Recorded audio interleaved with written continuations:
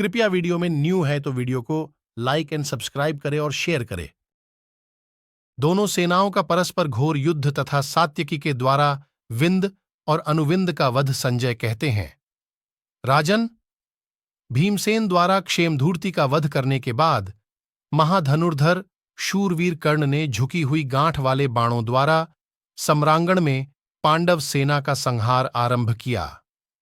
राजन, इसी प्रकार क्रोध में भरे हुए महारथी पांडव भी कर्ण के सामने ही आपके बेटे की सेना का विनाश करने लगे। महाराज, कर्ण के नाराज कारीगरों द्वारा धोकर साफ किए गए थे, इसलिए सूर्य की किरणों के समान चमक रहे थे। उनके द्वारा वह भी रणभूमि में पांडव सेना का वध करने लगा।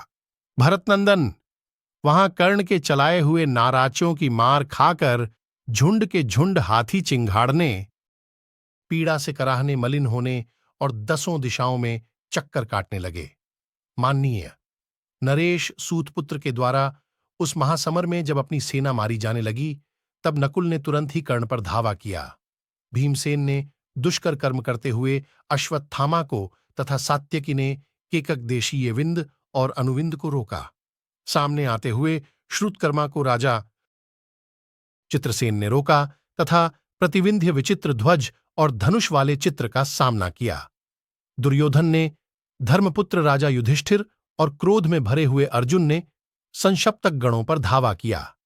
बड़े बड़े वीरों का संहार करने वाले उक्त संग्राम में धृष्टद्युम्न कृपाचार्य के साथ युद्ध करने लगे और शिखंडी कभी पीछे न हटने वाले कृतवर्मा से भिड़ गया।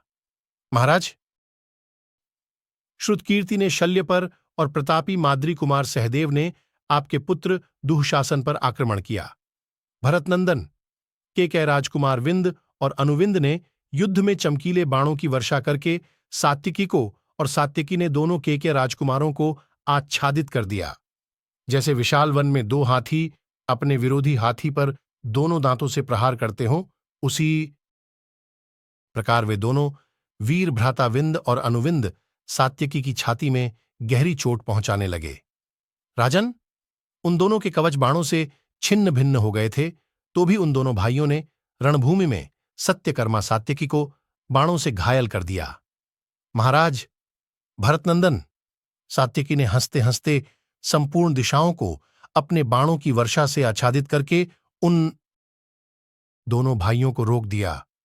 सात्यकी की बाण वर्षा से रोके जाते हुए उन दोनों राजकुमारों ने तुरंत ही उनके रथ को बाणों से आच्छादित कर दिया। तब महायशस्वी सात्यकी अपने तीखे बाणों से उन दोनों के विचित्र धनुषों को काटकर उन्हें युद्धस्थल में आगे बढ़ने से रोक दिया। फिर वे दोनों भाई दूसरे विचित्र धनुष और उत्तम बाण लेकर सात्यकी को आच्छादित करते हुए सुंदर एवं शीघ्र गति से सब ओर विचरने लगे। उन दोनों के छोड़े हुए स्वर्णभूषित महान बाण, जो कंक और मोर के पंखों से सुशोभित थे, संपूर्ण दिशाओं को प्रकाशित करते हुए गिरने लगे। राजन, उस महासमर में उन दोनों के बाणों से अंधकार छा गया। फिर उन तीनों महारथियों ने एक दूसरे के धनुष काट डाले। महाराज, फिर तो रणदुर्मद सात्यकी कुपित हो उठे। उन्होंने युद्धस्थल में दूसरा धनुष लेकर उसकी प्रत्युचा चढ़ाई और एक अत्युत तीखे क्षुर्प के द्वारा अनुविंद का सिर काट लिया। राजन, उस महासागर में मारे गए अनुविंद का कुंडल मंडित महान मस्तक शंबरासुर के सिर के समान कटकर गिरा और समस्त केकियों को शोक में डालता हुआ शीघ्र पृथ्वी पर जा पड़ा।